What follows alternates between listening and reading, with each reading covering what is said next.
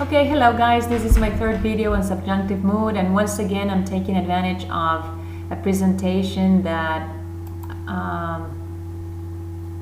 Professor Mercedes Pujalte in a course that I took in 2013 prepared for her class, and I'm using here for my class with you. So we're dealing with subjunctive mood and notions regarding temporal agreement that ought to be taken into account when using verbs showing subjunctive mood in Spanish. So when dealing with subjunctive mood in Spanish, we have fewer temporal distinctions than in indicative mood in Spanish. Within subjunctive tenses, future simple or present, or perfect future are no longer used. They only appear, the future tenses in subjunctive mood in Spanish, in texts belonging to the discourse of the law or similar, texts, right? Employing this, type of language. So in Spanish we have presente, perfecto compuesto, pretérito perfecto compuesto, pretérito imperfecto, pretérito pluscuamperfecto as the four tenses that are more frequently used for subjunctive mood in Spanish. Now, present subjunctive is associated with present and future simple of the indicative. So, no creo que Juan llegue en este instante, o no creo que Juan llegue mañana, are two, sentences that employ llegue as presente subjuntivo, but denote either a present temporal reference or a future temporal reference, in as much as presente y futuro simple del indicativo do. So, presente del subjuntivo concuerda en cuanto a tiempo, a referencia temporal, con el presente y el futuro simple del indicativo. There is an important note here. Different from present indicative mood, subjunctive has no modal meaning, but only temporal meaning, right? But it also maintains the interpretation, the generic interpretation, temporal interpretation, or the habitual, nuance of meaning. Now, for pretérito perfecto compuesto subjuntivo, we have it in association with pretérito perfecto compuesto del indicativo or futuro compuesto del indicativo. So, no creo que haya estado bien, going back to the past, a retrospective, a prior, vision to the situation. So, in line with pretérito perfecto compuesto indicativo. No creo que haya terminado el lunes próximo is a prospective vision, so it is in line with futuro compuesto indicativo. Now, imperfecto del subjuntivo may express the semantic nuances of indefinido o perfecto simple indicativo, imperfecto o condicional simple indicativo. So, no creí que llegara a tiempo, always the same sentence, no creí que llegara a tiempo, but it may have the same interpretation as creí que llegó a tiempo, so in line with perfecto simple o indefinido indicativo. No creí que llegara a tiempo, the same as creí que llegaba a tiempo, same interpretation as imperfecto in this case, indicativo, o creí que llegaría, hace condicional simple, indicativo. And pluscuamperfecto del subjuntivo may express the, temporal nuances of pluscuamperfecto indicativo o condicional compuesto indicativo. For example, nunca creí que Juan hubiera llegado a tiempo, creí que Juan había llegado a tiempo, that is pluscuamperfecto indicativo. No creí que Juan hubiera llegado a tiempo, same sentence, but with a different interpretation in terms of temporal reference. Creí que Juan habría llegado a tiempo, same as condicional compuesto. You have this same, outline, but more, succinct in nature.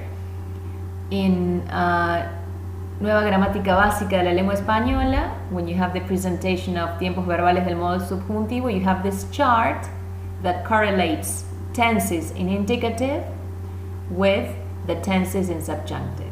Here you have the four tenses, the four more frequent tenses in subjunctive,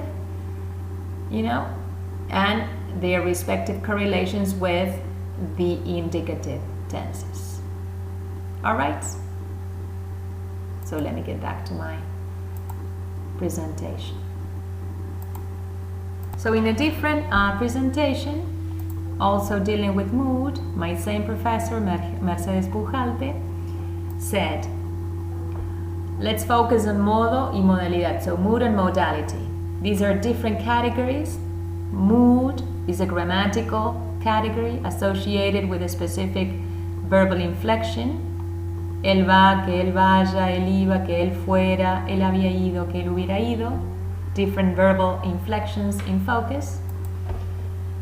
Whereas modality is a semantic notion that may be expressed in discourse through different elements such as modal auxiliaries, adverbials, or adverbial clauses. This we have already tackled. Now, of importance is, this employment of seguramente el tren llega o llegue a las 3, probablemente el tren llega o llegue, posiblemente el tren llega, llegue, tal vez el tren llega. The question marks indicate that, well, some speakers of Spanish may consider this ungrammatical, that is to say, not possible, but some others may consider them possible. Tal vez el tren llegue a las 3. So, grammarians define modality as a category that expresses the attitudes or opinions that speakers have in relation to what they say. So, consider, from this point of view, mood is one of the realizations that modality, that the more general semantic category of modality, can have. As we saw in these examples, with seguramente, probablemente, indicative is associated with a higher degree of certainty, and those meanings of lack of probability or unreality are usually associated with subjunctive mood. However, these notions are not all the time associated with subjunctive, the notions of lack of probability and unreality or irrealia. And very often they appear with other verbal forms. So, for example, lack of reality or improbability is usually expressed in indicative, so long as the main verb, in the main clause, triggers indicative mood. So, conjeturo que Juan lo dijo, supongo que Juan lo dijo, sospecho que Juan lo dijo con mala gana. Because these are verbs that trigger indicative mood in the subordinate clause, indicative mood is used in the subordinate clause independent of the fact that conjeturar, suponer y sospechar do not indicate a high degree of certainty. In contrast, there are certain verbs of emotion that take for granted, presuppose, we have already tackled this, the truth of the content in the subordinate clause. However, they always select for subjunctive mood. Me indigna que Juan lo haya dicho con mala intención, me preocupa que Juan lo haya dicho. So we have subjunctive mood here, not for the denotation of a meaning that is associated with lack of reality, as we discussed when going over Castañeda Castro, my other author, the other author that I consulted and that I showed a section, from his paper to you.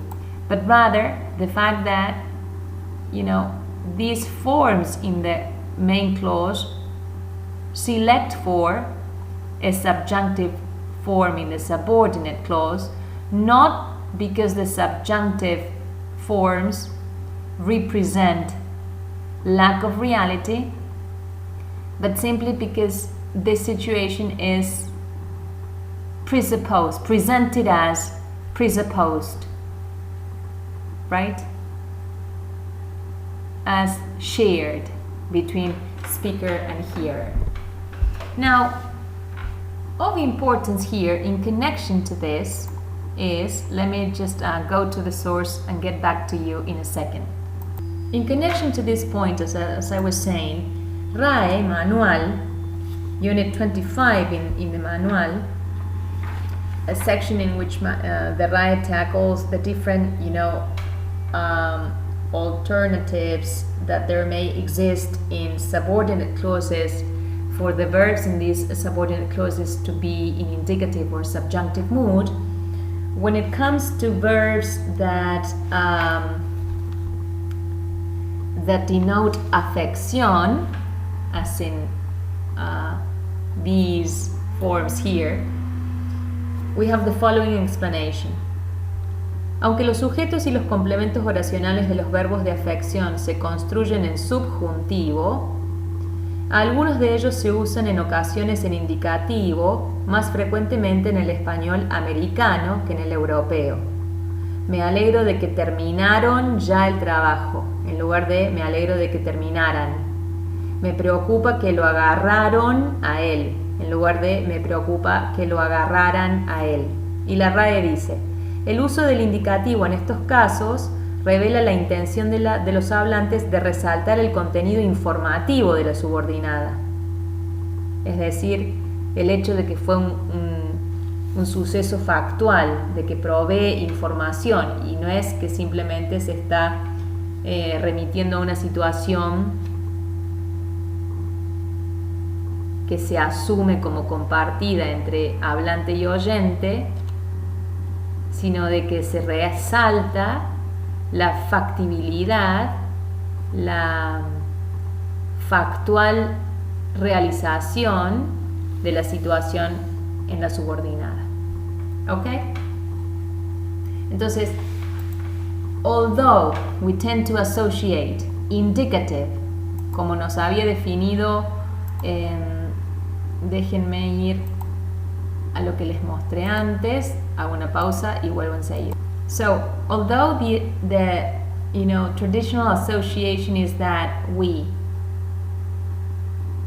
link indicative mood with facts, just as Florid's definition, lays out, and subjunctive mood with actions that are taken to be possible, desirable, doubtful, right? So, not necessarily facts.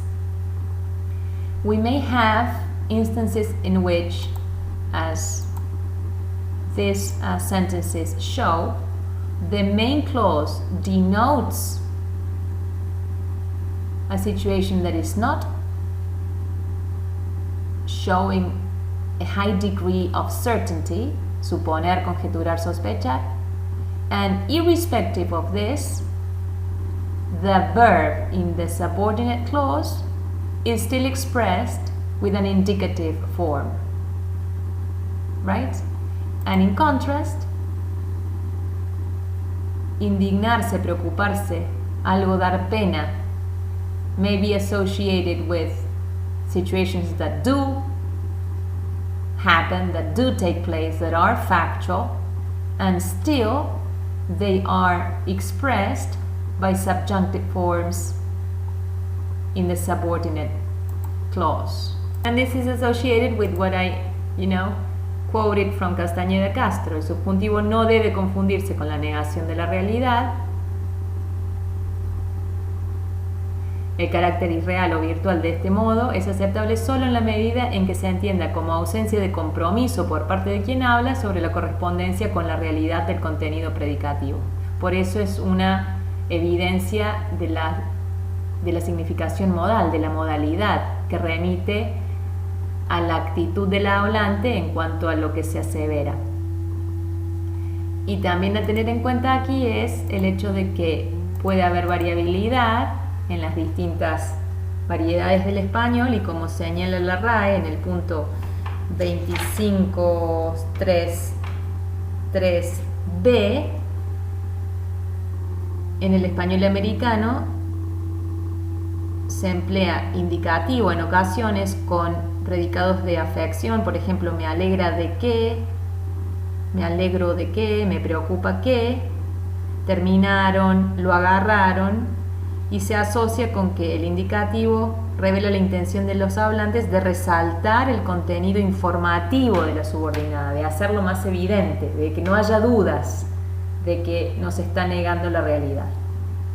¿Ok?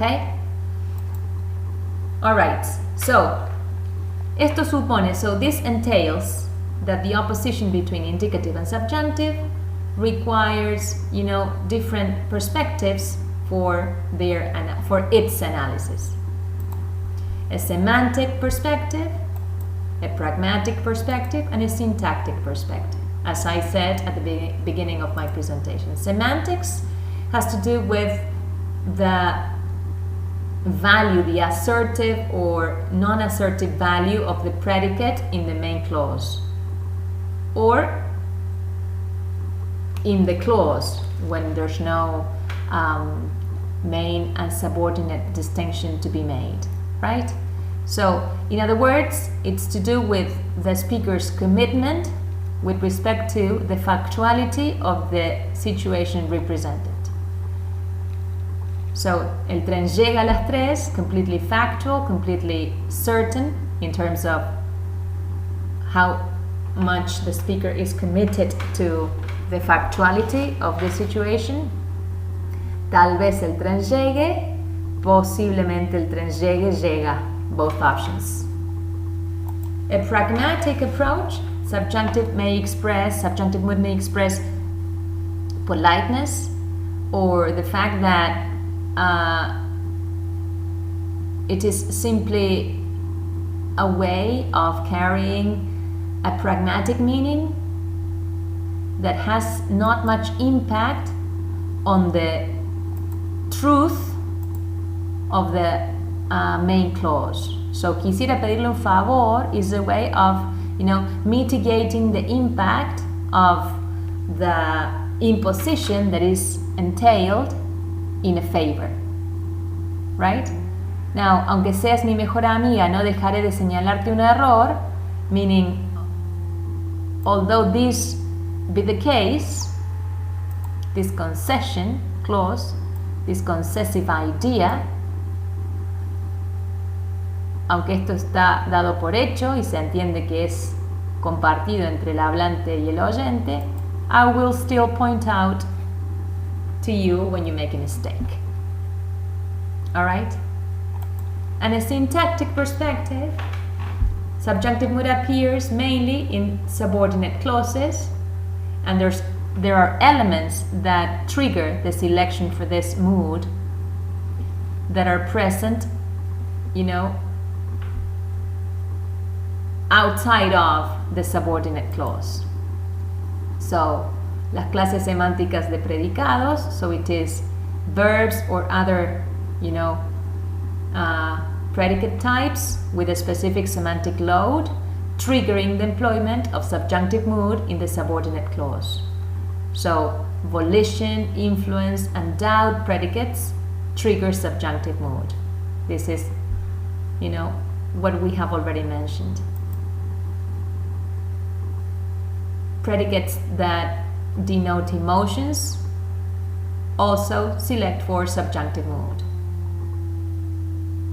Factive predicates, right? The ones that, express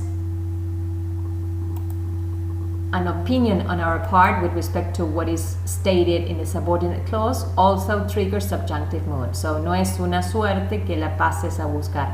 Te alegra que la pase a buscar. So, alegrarse o que sea una suerte is an indication of our judgment, our passing judgment on a state of affairs expressed in the subordinate clause. The same happens with, predicates that are not verbs, but have the same semantic load as the verbs desear o dudar, but expressed through adjectives or nouns, which has already been tackled.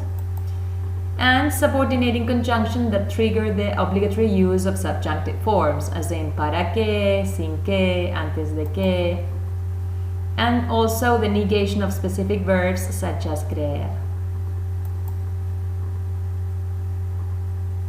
Now, in contrast, in relative clauses, there is, a modal variation, alternation. And this one depends exclusively on the specific type of noun phrasing used. So, for example, with verbs such as buscar, necesitar, and querer, and similar ones, we have these verbs used in conjunction with noun phrases as direct object to these verbs that may be, carriers of meanings of specificity or lack of specificity. For example, el secretario que maneja las finanzas is a secretario specific, a specific secretario, right? A specific person. However, el secretario que maneje, employing subjunctive mood here, is simply saying, well, I'm looking for this type of person. I don't have one specific person in mind when using this noun phrase in particular. Busco a un secretario que maneja. El empleo del objeto directo de persona introducido por la partícula a indica que es una persona específica a la que busco. Por eso maneja en indicativo. Pero si busco cualquier secretario de ese tipo, no conozco todavía a la persona específica que va a llevar a cabo esa función, el objeto directo no aparece especificado por A y se emplea el subjuntivo para indicar esa virtualidad todavía, esa falta de correspondencia específica con la realidad. Okay, and this we have already mentioned before. Let me make a pause. Now, of importance is what you have in Gramática Básica as this association between subjunctive, mood, and its presence in subordinate clauses, which we have already mentioned, and this distinction between modo dependiente e independiente. So dependiente appears, because of the presence of some grammatical trigger, such as, or inducer, such as ojalá, quizás, en caso de que, con tal de que. So consideran aquí que esto es una conjunción subordinante que selecciona el empleo del subjuntivo. Lo hemos considerado entonces a este caso como el caso en el que se toma una perspectiva sintáctica para explicar la presencia del subjuntivo. Quizás, ojalá, como una interjección y un adverbio que puede ser tomado como un índice de actitud según Zorrilla, que permiten el empleo del subjuntivo en oraciones independientes, pero que su presencia selecciona la aparición del subjuntivo en el verbo. Ojalá vengas, ojalá quieras, quizás vengas. Y el modo independiente no requiere inductor alguno. Combinando las dependencias y la obligatoriedad se obtienen entonces los 4 grupos siguientes. Subjuntivo dependiente y obligatorio, es decir, es la única opción. Quiero que vengas. El presente subjuntivo es la única opción, dada la presencia de este predicado en la principal. Ahora, dependiente y no obligatorio puede ser que alterne el subjuntivo con el indicativo. Un estudiante que hable o que habla 3 idiomas. Será hable o será habla dependiendo de la referencia que tengamos en consideración.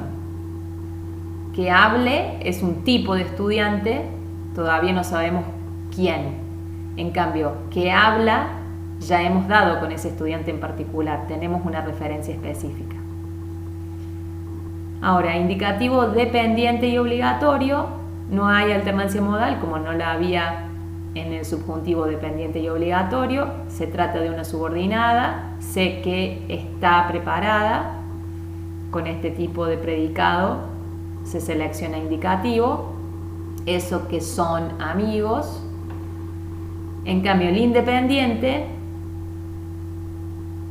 no está en una subordinada y aparece en expresiones como estas, que te diviertas, que podemos asociar con la categoría de el que aquí como un índice de actitud, según Zorrilla 2004, que permite la aparición de subjuntivos en oraciones independientes, para la expresión de deseos, por ejemplo. Pudiera ser como dices, lo mismo.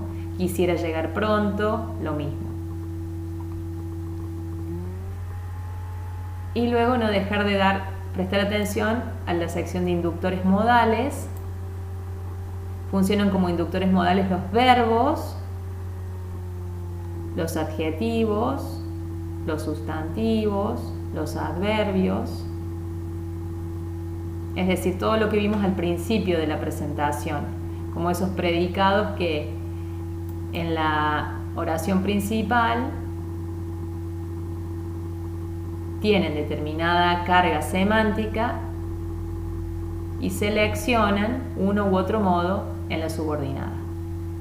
Y también la negación como un inductor, por ejemplo, la negación del verbo creer.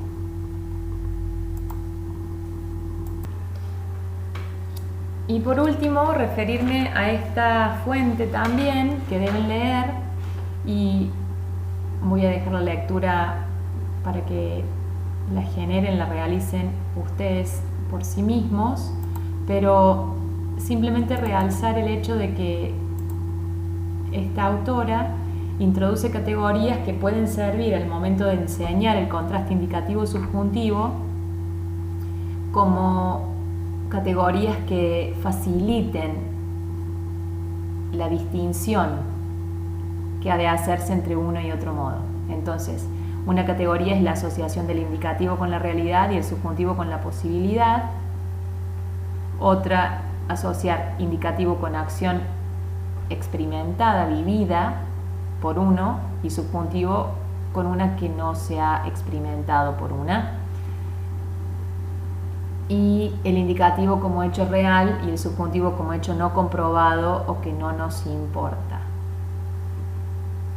Aunque te digan lo contrario, no lo creas. El ejemplo de mi presentación era, aunque seas mi amiga, a ver, déjenme que encuentre esa oración.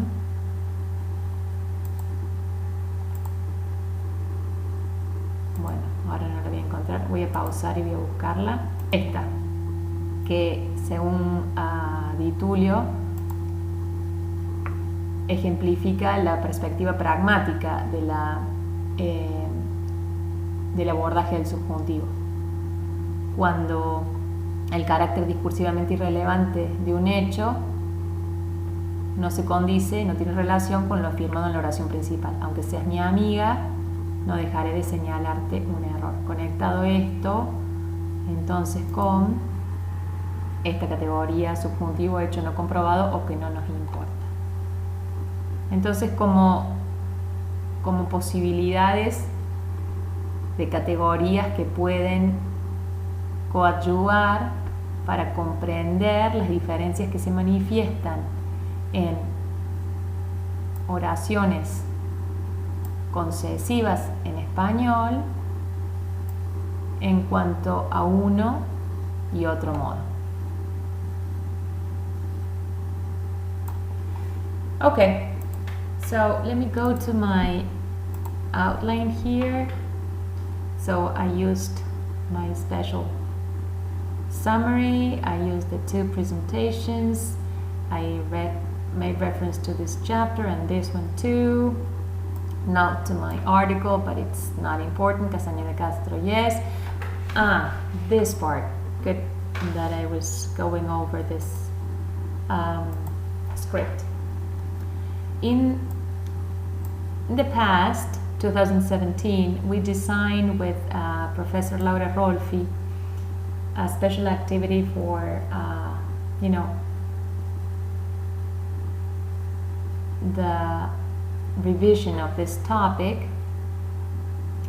And what I want to use from this activity is the following listing of ideas. So we have, for example, a possibility in which you have sentences that contain instances of subjunctive mood. First activity, classify the cases in English into present or past subjunctive. Should there be, right, instances of subjunctive mood in English, what you ought to do first is distinguish them into present or past with the respective subcategories, should this apply, right? Because there are specific types of present and only one category for past. Present may be mandative, or the present subjunctive used in adverbial clauses, which is not mandative, or the present that appears in formulaic expressions.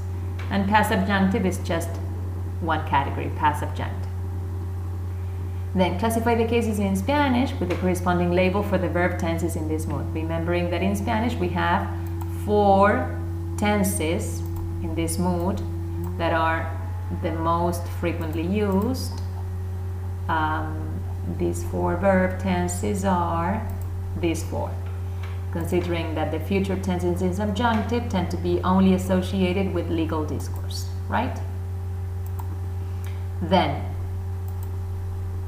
identify a trigger, should it be syntactic, semantic, or pragmatic, that lead to the use of the subjunctive forms in each case.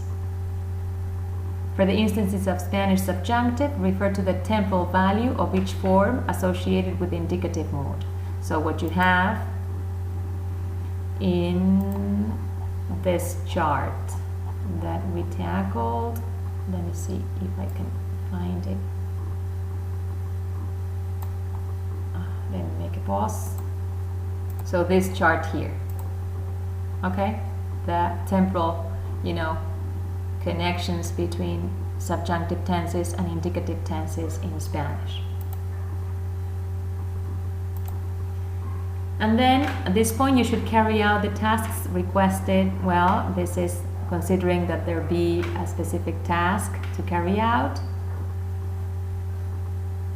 And then produce a translation and then the analysis. But then for us to have in mind is then points A, B, and C.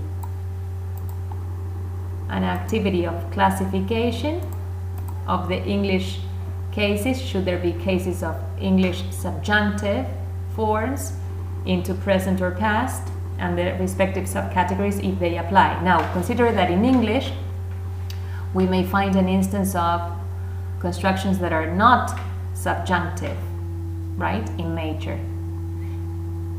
When in Spanish we may have subjunctive verbs, in English we may have instances of modal auxiliary verbs in use, such as putative should, or the fronted use of may, or the options for the auxiliary verb let, be it inclusive or not, or an unreal past, the usage of was, for example, as a form to denote lack of reality, right? But still indicative in mood.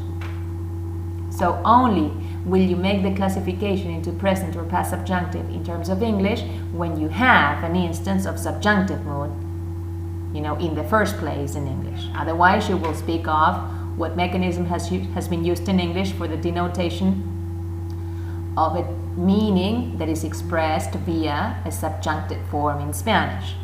All right? Now, if in Spanish you have a subjunctive form, then you should classify, the verb in use in accordance with the labels associated with the different tenses in this mood in this language. Then you should focus on the type of trigger at stake, if it is syntactic, semantic, or pragmatic. And if it is the Spanish language that you are analyzing, then consider to make room in your, analysis to saying what temporal value this subjunctive form has with respect to its associated tense in indicative mode. And one last comment that I wanted to make was, when you have this summary in our handbook in terms of the main meanings and uses of the English subjunctive, and then you have other constructions that translate the subjunctive mood in Spanish, and the first one that appears is may, fronted may, right? And it being explained as a modal that shows this tendency in the English language to developing what Quare calls pragmatic particles. See this notion pragmatic here, right? See how subjunctive mood in Spanish and the meanings associated with this mood, but with other mechanisms that denote this meaning in English, ought to be addressed via different angles, different perspectives: semantic, syntactic, and pragmatic, right? As in quisiera pedirle un favor, an example of imperfecto subjuntivo employed for the expression of